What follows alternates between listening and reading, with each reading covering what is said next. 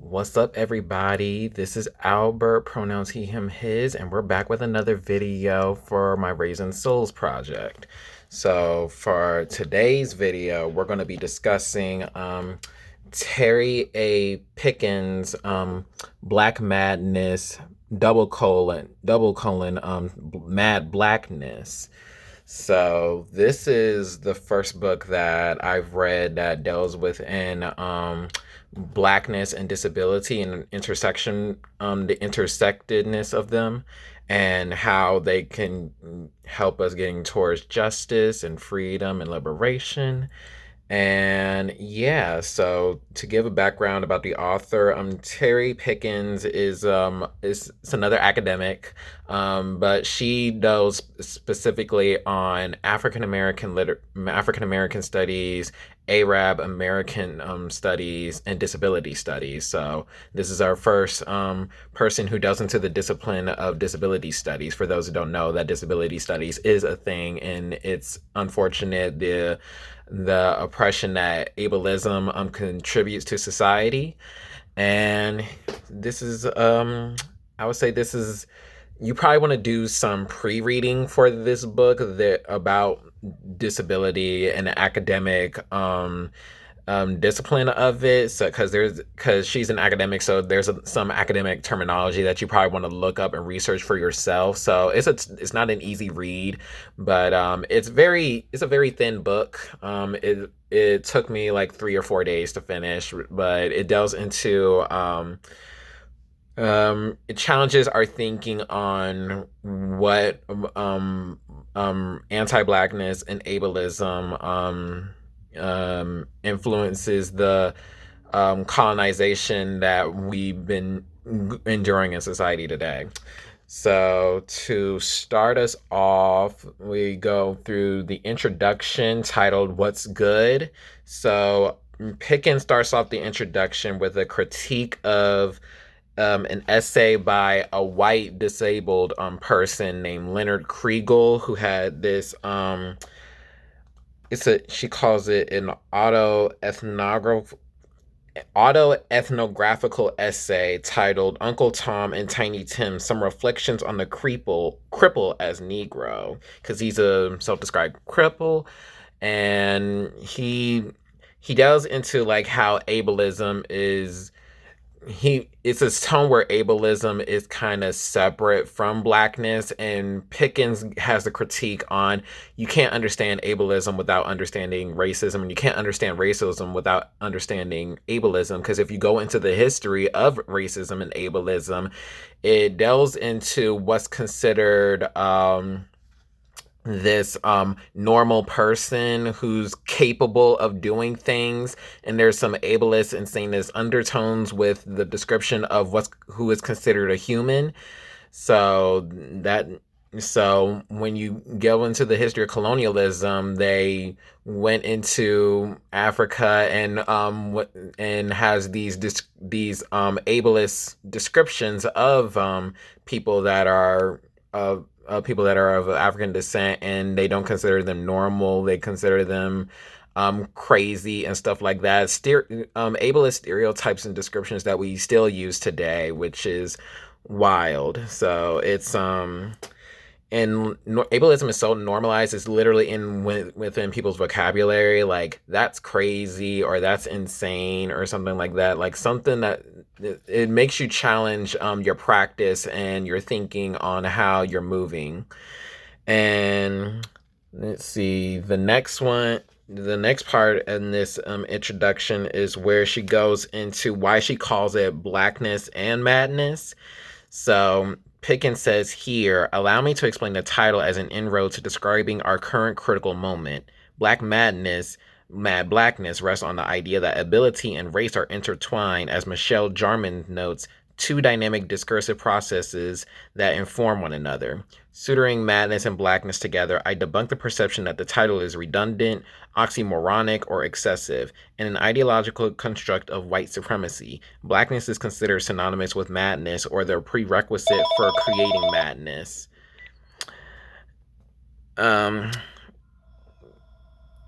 to push them together syntactically runs the risk of appearing repetitive, but it also prompts a possibility that the two must be parsed. So, like I said, you have to understand how racism and ableism is they're both deals with the exploitation and oppression of people that are black, that are disabled, and anyone who doesn't fit into that archetype, who fits into that archetype. And then Pickens says, in this field, the biopsychiatric definitions of madness that proceed from this historical definition, wedded to inability and irrationality, no longer hold since they disenfranchise the perspectives of those harmed by psi disciplines. Because people, there's this when we like every American mass shooting, there's this narrative on that person needed like mental illness or something, which is ableist in itself. Is just that the person is a garbage person and is socialized and conditioned to do harmful things. So it's in so she I like how she takes the conception of madness and not make it negative and not make it derogatory or inhuman. So I appreciate that's how she got into the title of Black Madness and Mad Blackness. And and uh, and I know she finds it important how the double colon in Black Madness, Mad Blackness. Like if you see in the title, there's a double colon instead of a singular colon, pretty much just to challenge. Because when some people that are disabled, they have to use like probably a braille system. So that's kind of like a representation of the type of literature that caters to combat the literature that combats the people that have ability, aren't disabled, and make it into something that centers and focuses on people with disabilities. And I think, yeah, she says rather disability, impairment, and race are neither merely biological nor wholly discursive, but rather are historical material constructs imbricated within the exploitative conditions of transnational capitalism.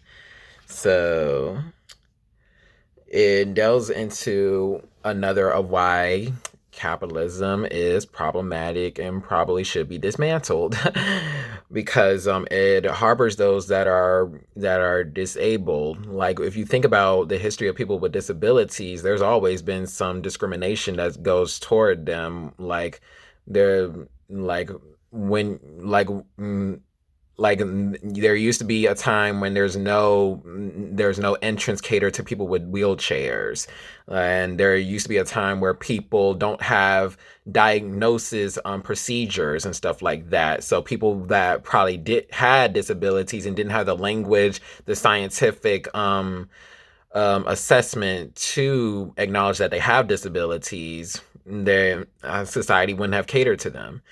And then Pickens also said, however, the principles of critical race studies tend to have a penumbral presence because disability studies rarely engages whiteness as a social position and often thinks of blackness as a contribution rather than part of its construction.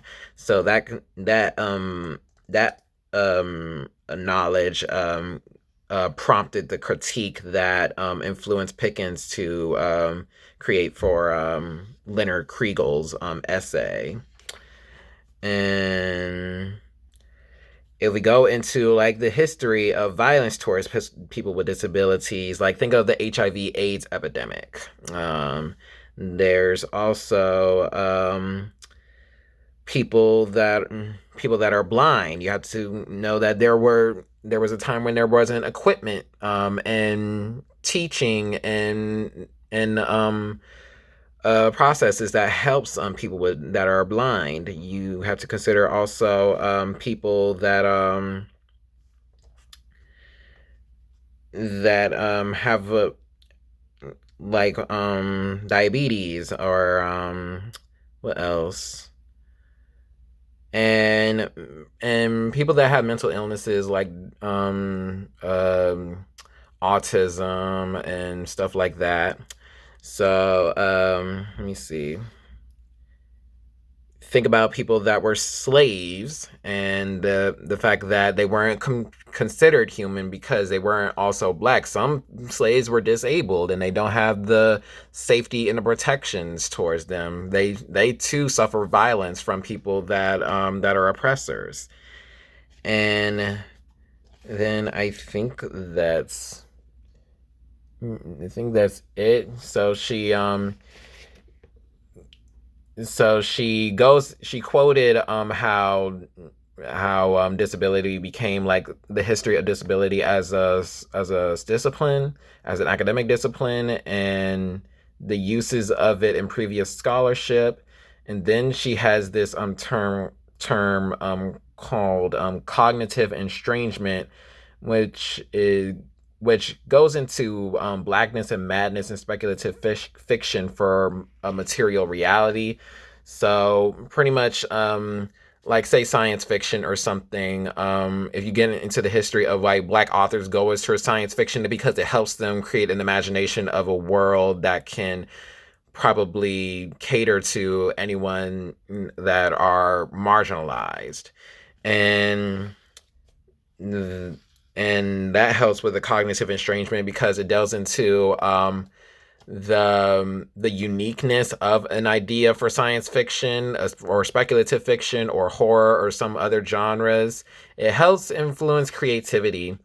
So I think that's it for the introduction. So we go into the first conversation, which is titled Making Black Madness.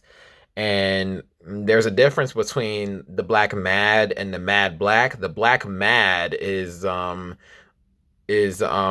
Western conceptualization that black people are inherently weird or inherently don't have the capacity. Like it goes into eugenics and pseudoscience and race science about how white black people are inferior to white people. So that's the black mad, and the mad black is pretty much the contemporary switch and makes it into a more humanist approach to it.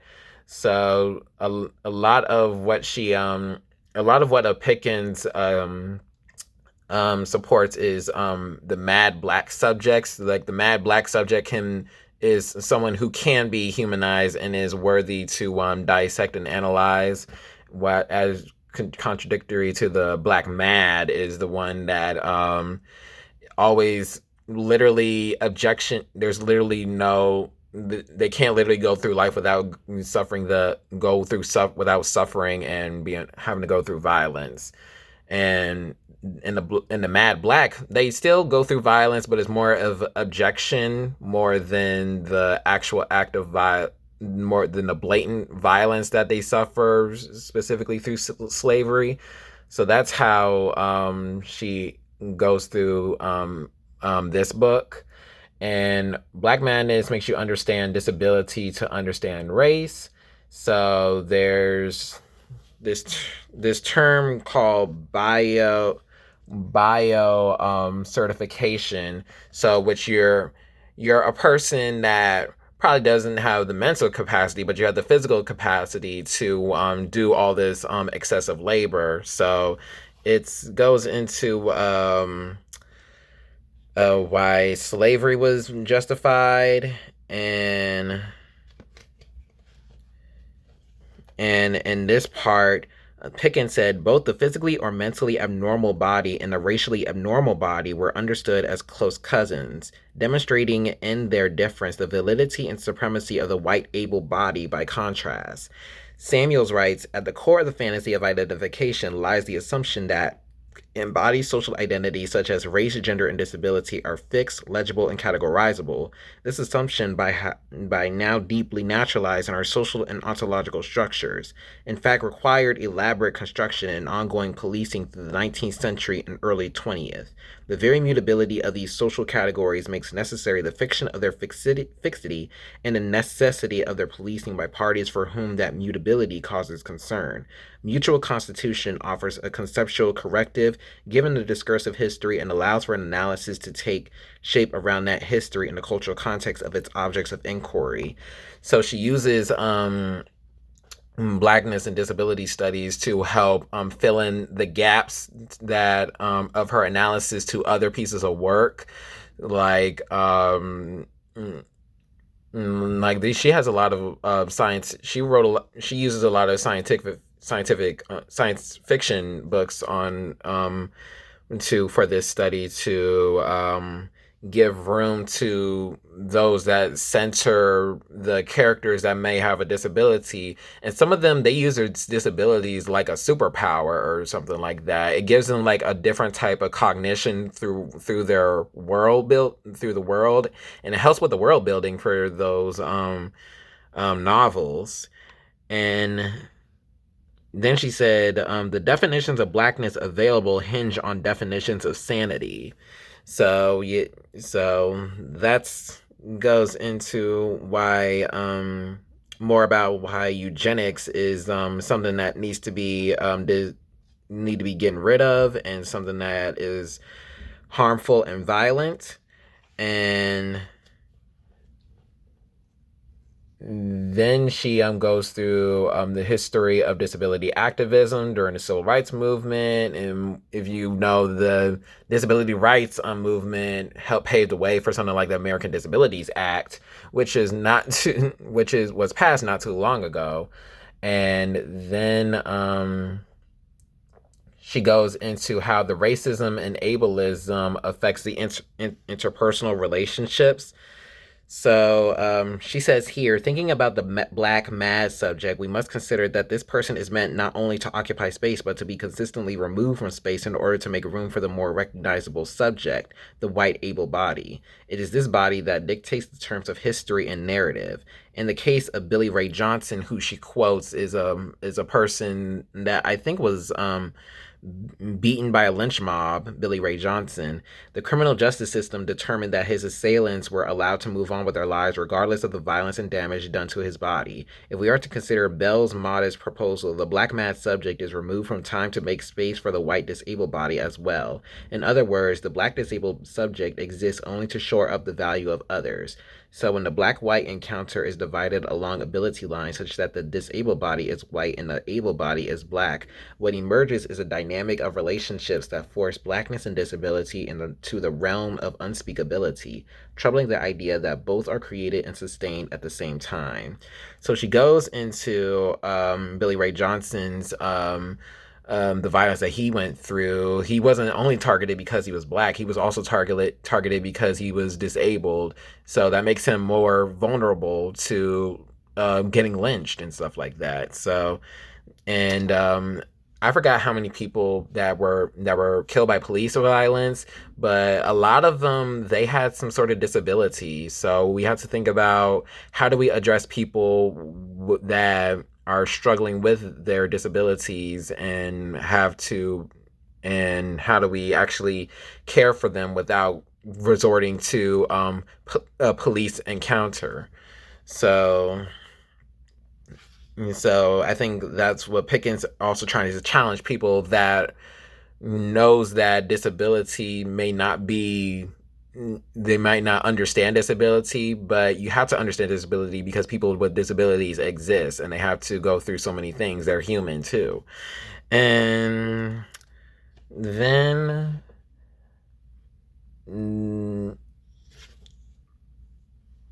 she says here, the social model privileges a particular kind of mental agility and cognitive processing to combat the stigma and material consequences that arise as a result of ableism.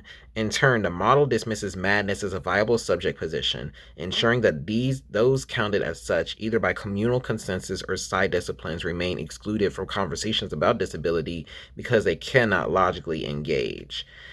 And she goes, and that pretty much goes into not even just eugenics, but ableism goes into desirability politics. So what is the type of person that you want, and and society makes you think like an able-bodied person is the only one that's desirable. And then she says blackness and disability have the potential to destabilize a rhetoric of normalcy that holds them as abject, but they are curtailed in doing so when mislabeled as agentive. So in so yep, that's it. And then she goes into Octavia Butler's Fledgling, which has a person with I think the person is has amnesia. The character Shori, and Shori is this person as ethnic who is considered an Aina, I think, and Shori has to interact with these people called the Gordons, and the Gordons are the people with abilities, and I think they're white. So it delves into the interactions that Shori has to deal with the Gordons and the ableism that she has to endure. And let me see. There was highlight anything here.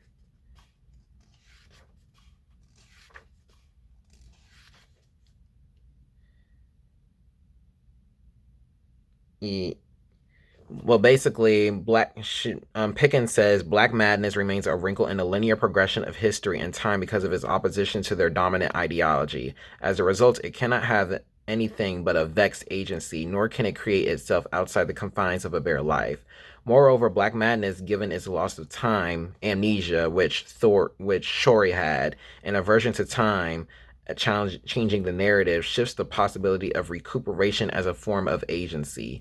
Linked is to a bare life, affixed in history as such. It cannot fully recuperate its past nor rewrite the history to tell its story from its perspective.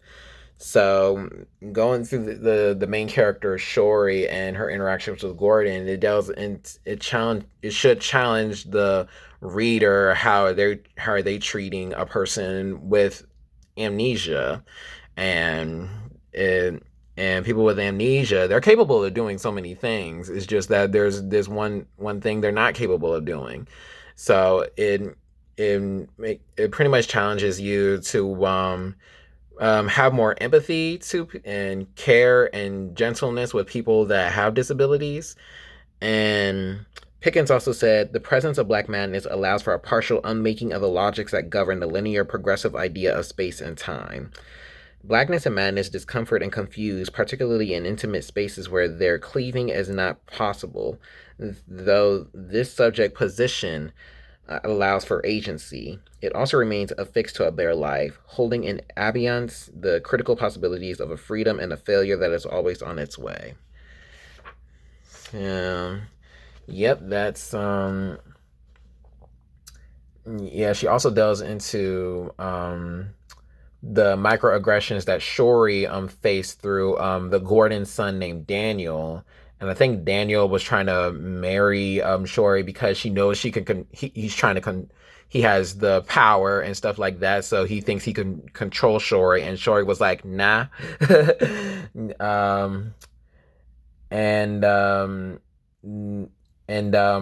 People with disabilities, they also go through some sexual violence, and here is this character named I think it's Samuel Wright, and there's a pedophilic relationship with Shori. So Shori went through a lot. So you learn a lot from Octavia Butler, and she's literally ahead of her time. Like, to think of a person with amnesia, and that's probably a typical experience of someone with amnesia. Because of amnesia, is like literally so many people can take advantage of you, and it's very unfortunate of why capitalism is the way it is. And that's it for conversation 1. So conversation 2 is titled "A Mad Black Thing." So this one is where she goes into how we discuss in intraracial and intracultural disabilities discourses and circles, and how cognitive impairment, the difference between cognitive impairment and versus mental illness. And I underlined like the difference between them. And yeah, cognitive impairment is where autism, Down syndrome, traumatic brain injury, and dementia, that it fits into that category. And mental illness, bipolar disorder, depression, schizophrenia, they fit into that category. And the differences of how those are treated. And and and I think the difference between them is that one of them, there's a diagnosis, there's probably like a birth to it, and that's cognitive impairment. And there's no, it's like it's more there's no systemic influence to those. There are people with autism. There's always been people with autism before capitalism and stuff like that. And then there's mental illness, which can be the cause from systemic conditions, so bipolar, depression, and schizophrenia. And those can be diagnosable as well. But sometimes some of those things are caused by some external factors. And then she goes into disability disenfranchisement during slavery in World War One. So an example that I didn't know is that people with disabilities, it's hard for them to get citizenship. And I think especially for those that were born in the United States. So like when the census was around, people with disabilities, they weren't included in those surveys and data. So it's the same thing with people that were slaves, like, and people that were considered 3/5 of a human being. So it delves into your representatives, the senators, and everyone in Congress. And it also delves into voting and stuff like that. And then there's the observation and invisibility that cognitive disability goes through. So pretty much things that are mental, people have the least care towards them compared to people that are that have physical disabilities, because physical disabilities, you can literally see that a person is disabled, but you don't know the person that might be mentally disabled if they don't tell you, or if you have access to their medical records or something like that. And let me see, is there... Yeah, I highlighted this one. Rather, those who are black and mad are societal bellwethers. Their madness either presages or pinpoints putative larger issues at stake. This idea rests on the politicization of both blackness and madness, where either or both are primarily or solely political identities.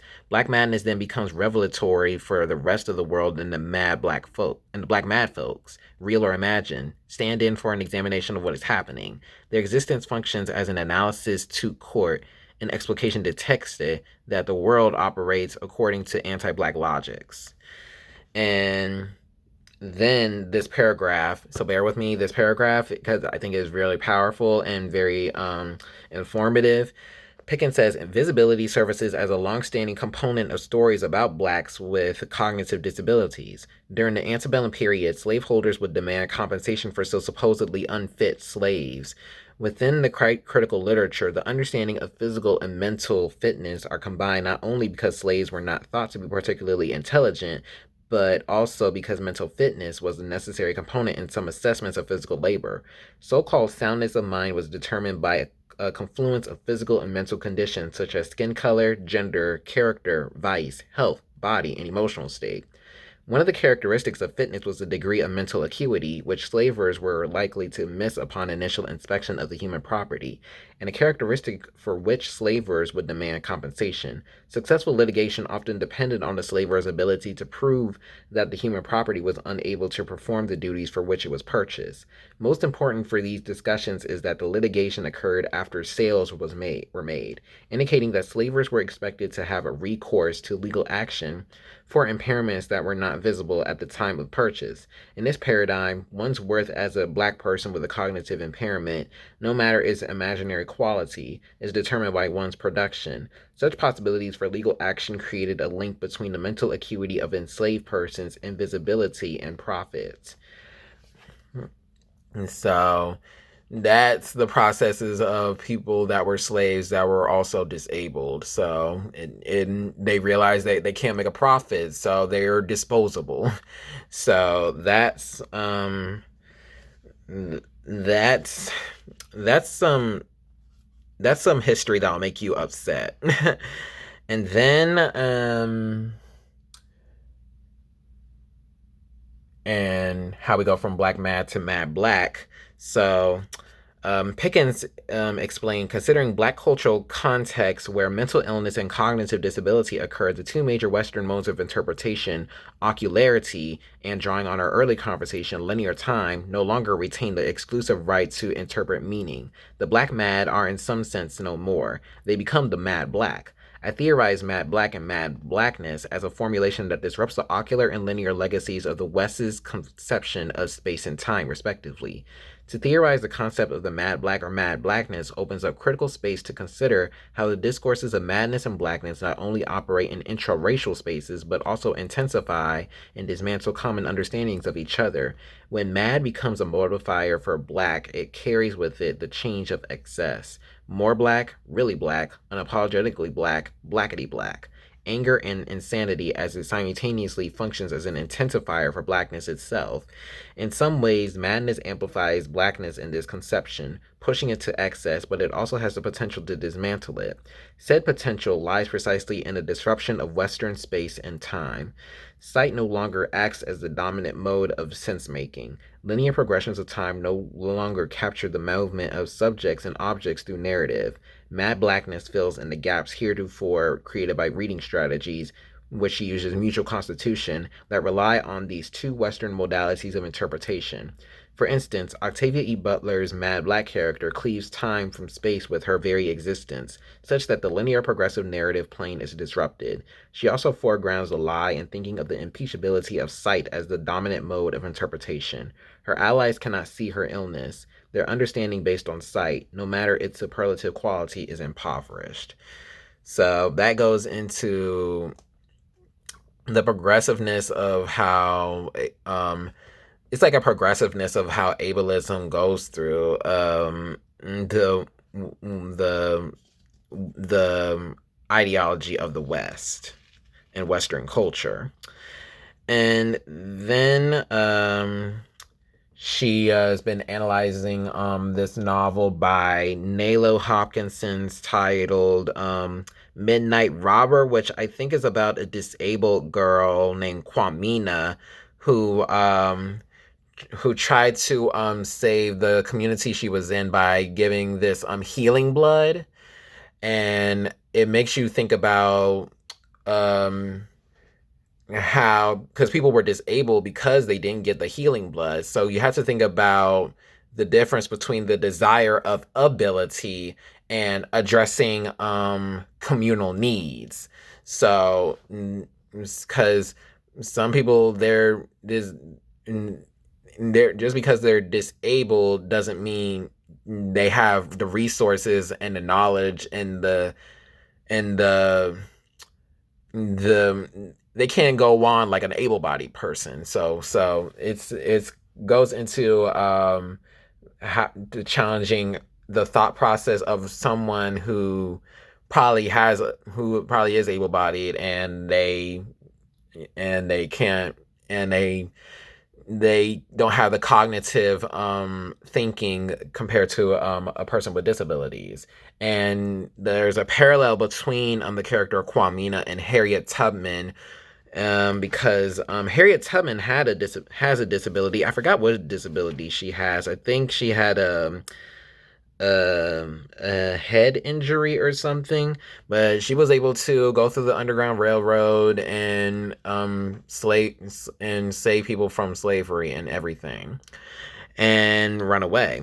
And she's not letting her and because of the disability that she has, it is not stopping her from doing of trying to go towards a liberation. And then Pickens also said, through Kwamina, silence reorders the text not as evidence of lack or of unknowability, but rather another iteration of interaction. In other words, Kwamina reflects that there might be ways of productively using silence and nonverbal means of communication. In short, language that is not considered language by the dominant culture. So you can literally interpret silence, and there's power within silence. Not everything has to be communicated through verbal modes of messaging, but also Kwamina uses silence to literally save her life and to help her community. Like Harriet Tubman has to not encounter slave masters and to in order to save people from slavery. Like, there's power. Like, silence can really be a lifesaver. It can be something that can be harmful, but also something that can help you and save your life. And then let me see. Kwamina also has to face this person named Antonio, who is this macho character, a patriarchal person who loves power and oppression. And then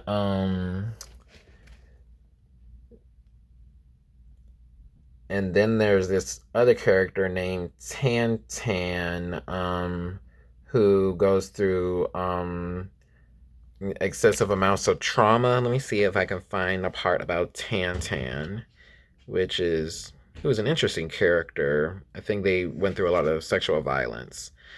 Um, hmm. Yeah, right here. Tantan's narrative, since she becomes the loquacious robber queen, also operates as a foil to Kwamina's. A particular interest to me is Tantan's putative healing near the final pages of the novel. I hesitate to describe these final pages as an ending per se because the novel itself suggests otherwise. The interpretive possibilities of silence and the unreliability of linearity culminate in Tantan's experience as a feat carnival. She must retell her story. Antonio uses Tantan to replace the wife he lost on Toussaint, Tantan's emotionally absent mother alone. Antonio maps his simultaneous anger, lust, and disgust for Ione onto Tantan such that she internalizes his feelings alongside a belief in her own sexual power. The good and bad dichotomy plagues her even when she flees the town because she cannot place blame on Antonio. So fully has she absorbed his mixed emotions for her. Good, Tantan plays the robber queen in other parts of the colony, dispensing a kind of vigilante justice. She appears to reconcile herself when she participates in a carnival feat, telling the story about her sexual abuse while playing the robber queen. After her story, she flees to the bush to give birth to Antonio's child with the help of her new partner Melonhead and her Duan sister Abatifa. So Tantan is a powerful character, and I think she eventually committed suicide, but she got her healing by helping her community because she went through such trauma from the violence that she got from Antonio. And Pickens also said that disability gets discussed and thought of as a condition to avoid because it places humans on par with animals. Cognitive disability, in particular, gets configured as a condition that dehumanizes. So, goes into how we go into, just because someone acts like an animal, that gives them that gives a reason why they shouldn't be treated with dignity and respect. So Tantan's story challenges that. And yeah, let me see. Oh, and it also goes into the surveillance that people with disabilities go to, because there's like this thing called a granny nanny in a society, which goes into it's like a big brother. I was watching this is literally like a dystopian novel.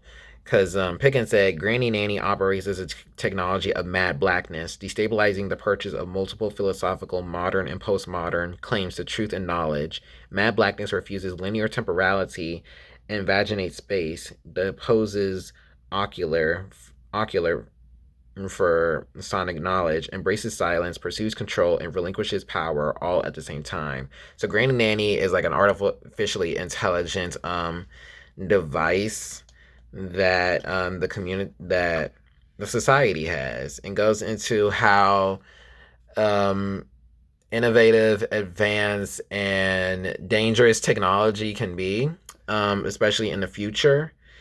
And Pickens ends with mad blackness then disrupts and refigures an unquestioned heralding of creative power as a shorthand for or part of a cursory definition of the black human. So goes into why you can't understand ableism without understanding racism, and you can't understand racism without understanding ableism.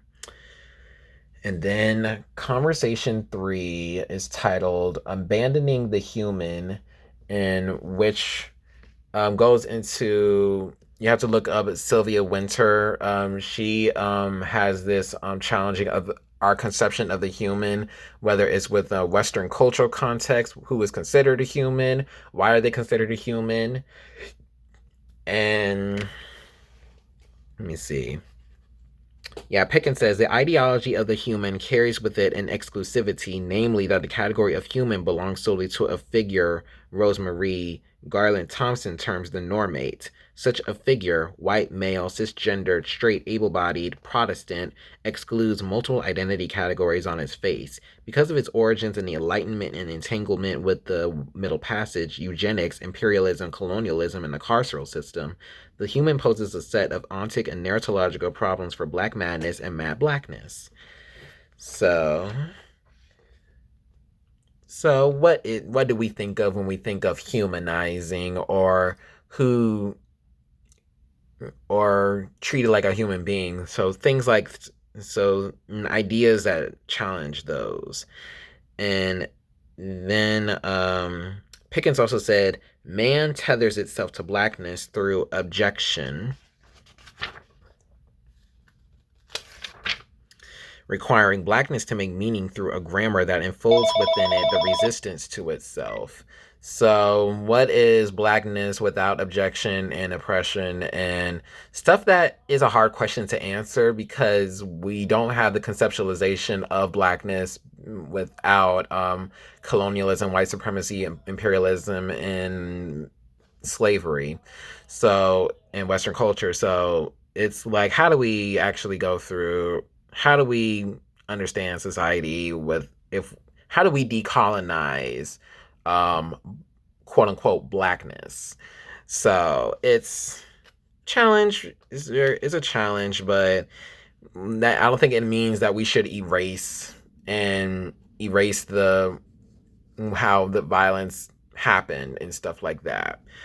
And then Pickens said, in each of these instances, the human is a category to which disabled people already belong, albeit in objected and absentant form. The idea is not only that the human relies on disability to perform conceptual work, but also that enfolded into the human is the experience of disability. Like, I'm thinking about how the COVID-19 coronavirus pandemic.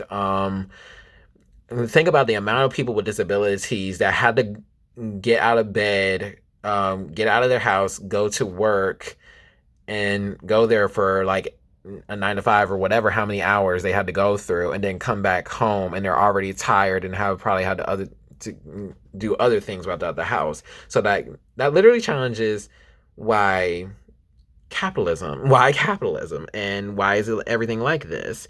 And then because of the coronavirus pandemic, a lot of people are teleworking. So it's like, why wasn't teleworking an option already, to help those with people with disabilities? And Pickens also said, though disability is excluded from the human, the field depicts this as an oversight, a powerful one, but one that can be rectified by thinking of and incorporating disability as universal. And challenging and dismantling ableism not only helps those with disabilities, but also helps those with ability that are able-bodied. And Pickens also said, Mad Blackness calls for no less than a retooling of the terms of humanity itself. It questions the desire for ability and the desire for whiteness, because the desire for ability is a desire for whiteness. And madness and blackness exert hortatory pressure of all modes of critical analysis, forcing an examination of how we place the human at the center or overlook it as the default premise. So yeah, so censor people with disabilities to help with the collective liberation of all oppressed peoples. And yeah, she uses Tananarive Due's African Immortals series and how Tananarive Due uses immortality. So ghosts, like, because a person isn't alive doesn't mean that their spirit or their influence isn't there. So think of how you're disabled because you're dead, but there's some influences that you have that you're capable of conveying to contribute to society. And then there's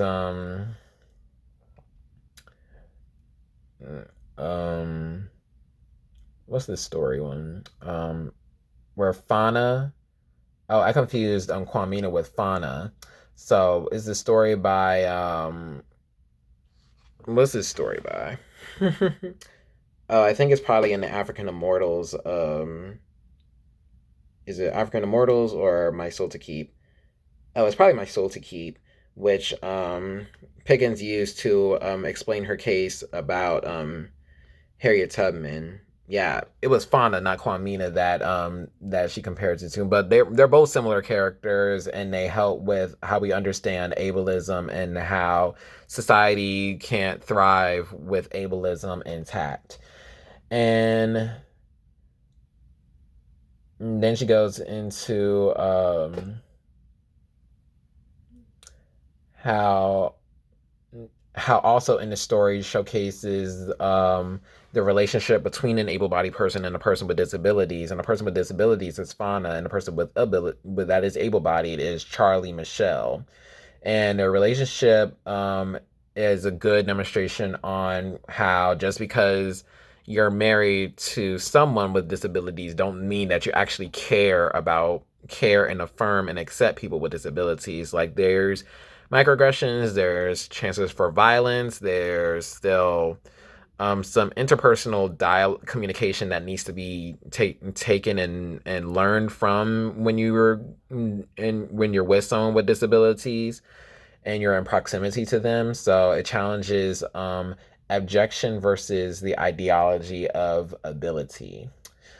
And so that's, you have to unlearn everything that you know about a person with disabilities, especially when you're dating them or marry them. Like, you have, like, even when you're not married or dating someone with disabilities, that's something that you have to take into consideration, and how ableism it can affect you, it can affect a close friend, it can affect a family member, it could affect people in your community, and it's something that needs to be eradicated. And let me see, is there anything else? Yeah, Pickens said, through the choices by this character named David DeWitt, choices in the United States and in Ethiopia, Due's text invokes the anti-black nation state to press on the desire for and defense of blackness in a world hostile to it, thereby challenging blackness as abject in the category of the human. David DeWitt can avoid succumbing to these pressures in part because of his immortality. He cannot die and does not have to invest in whiteness for survival of any sort. So pretty much, David DeWitt is this character from, I think, My Soul to Keep, and I think he was challenge. He was like a character that, if it depends on the reader how you read the literature. So you can read David DeWitt as someone who's weird, and if you challenge your ableist your able challenge you challenge the ableism that you probably learned and were socialized to believe, you would probably think David DeWitt as someone who's very intelligent, someone who's capable of doing so many things. Like, David is very into jazz and stuff like that, but David is also a person that felt like imperialism is wrong, and the Battle of Adwa was something that David DeWitt was an outspoken critic of. And yeah, I think Tananarive Due was also ahead of their time with African Immortals, and the story was called Blood Colony. So I think this is a challenging, like, this is a lot. It's a lot of pre-reading for Black Madness, Mad Blackness, because you have to because I think Pickens is trying her best to get you to understand ableism through speculative fiction, and how it can motivate us to challenge ourselves to become people that are fighting against ableism. And Pickens also said, Anonesis allows for the gaps that Mad Black texts create. The process uncomfortably rests with collective, fragmentary knowledge and memory as an incomplete solution to supposedly official anti-Black histories, and more generally speaking, the presumption of abjection. And I think, oh no. And then Pickens said, Blackness and madness as identity categories cannot be celebrated without reservation because they are not apolitical. Since they are sometimes created within oppressive conditions, the text considers the peculiar role that an ideology of ability can occupy. What happens when the preferences for able-bodiedness and able-mindedness collapse into a preference for access to wellness? The conclusion appears to be that it is not the preference for ability that excludes, but rather the conditions that facilitate objection. So ableism isn't just something that's you have to go through yourself. It's literally a society thing. There's literally policies and laws and legislation that disenfranchises and oppresses people with disabilities. And Pickens also said, humanity then has purchased insofar as fauna and others who distribute the blood desire to honor humanity in places where it has been denied. There's a question that Due's text approaches asymptomatically, wherein blackness and access to care no longer determine life or death. What of the ideology of ability then? What of the human then? African Immortals leaves open this gap, suggesting that the category of the human, when not wedded to individualism, is not driven by the same ideological conceits present in the Enlightenment version. As a result, the preference for ability might shift if community were at the crux of the category human. So, pretty much emphasizing why collectivism is so important to survival and and and nourishment and healthiness. And that's it for conversation 3. So now we're on the last conversation, which is titled conversation 4, not making meaning, not making sense, the end of time. And this one's challenges when we use how our understandings of meaning determine value, and that deals a lot with the mad black subject and black mad subjects. And let me see. Pickens says, to be fair, increased value and all that it entails, a radical shift in legal, political, social, technological, and cultural discursive and built spaces still remains a long way off. That is, if value increases and meaning does not change, then we remain mired in a set of paradigms that view the mad black or the black mad only as abject. Even if one acknowledges this valuation system as bankrupt, which I certainly think it is, we must both theoretically and practically figure out how to make room for and sense meanings other than objection. So, how someone with such excessive power as like the presidency or Congress, things that they do, it affects people with disabilities. So if you can't understand how you can't understand how important people with disabilities are to the society and the contributions and the existence they bring and how we learn from people with disabilities, you're not really living life right. and and if you don't have if you have to understand the facets of the experiences that people with disabilities have to go through, like whether it's employment, whether that's labor, whether that's healthcare, whether that's education. And yeah, if you center those in the policy making process, you could help anyone, literally. And that that is just something to think about. If you if if a person with disabilities doesn't really mean that much to you, you're not putting that much value into the institutions that person with disabilities has to go through, whether that's school, church, or any other locations. And then Pickens was going through how important the Black novel tradition has um, included people with disabilities. So because she uses a lot of Black speculative fiction, and how a lot of the characters that are the main characters, they are people with disabilities, and so there's someone that you should root for. And if you can resonate and empathize with those type of characters, think of the people with disabilities that are in your lives. And Pickens says here, the Black novel tradition has a capacity to shift the meaning of various kinds of Blacknesses, including those that intersect with madness.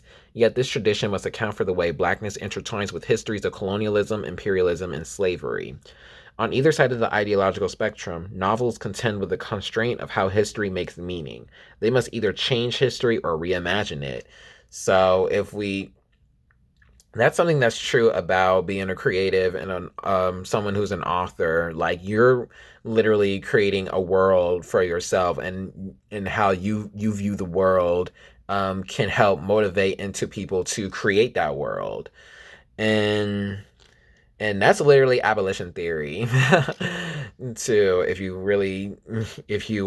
it sounds familiar to you. So, like, think of a society without prisons, and how we actually address and have a different approach to things, and the solutions that are people centered and actually address harm and violence in an effective manner.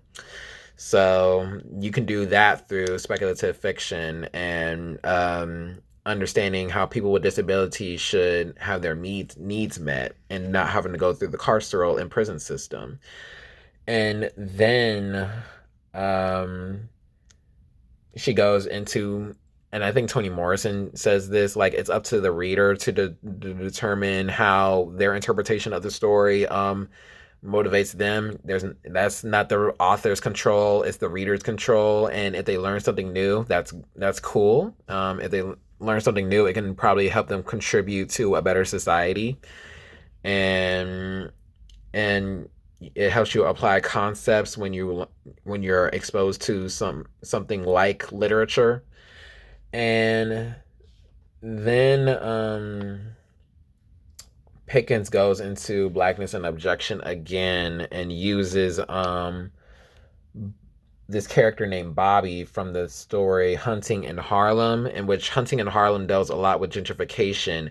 And Bobby is a character who's a disabled character that literally told his fellow prison inmates, because I think they were as a prison buddies, and they were introduced by someone to redevelop an area, and not knowing that they're actually gentrifying their own community and contributing to that gentrification process. So Bobby was the only voice of reason that was in there, and he's a person with disabilities. And Pickens says, through Bobby's mad blackness and Johnson's own mad black aesthetic, Johnson was the author of the story, Hunting in Harlem toys with what it means to interpret and analyze in the fold of mad black objection. Recall that madness and blackness both get authored by a public that takes for granted their synonymous relationship with excess and objection. Hunting in Harlem opens up the space for Bobby and the novel to be multivalent based on the reader's relationship to madness and blackness.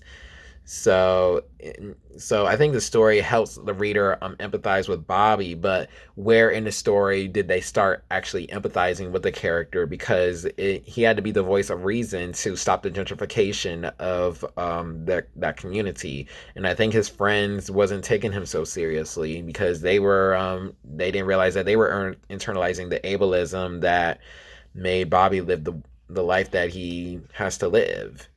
And I think that is it.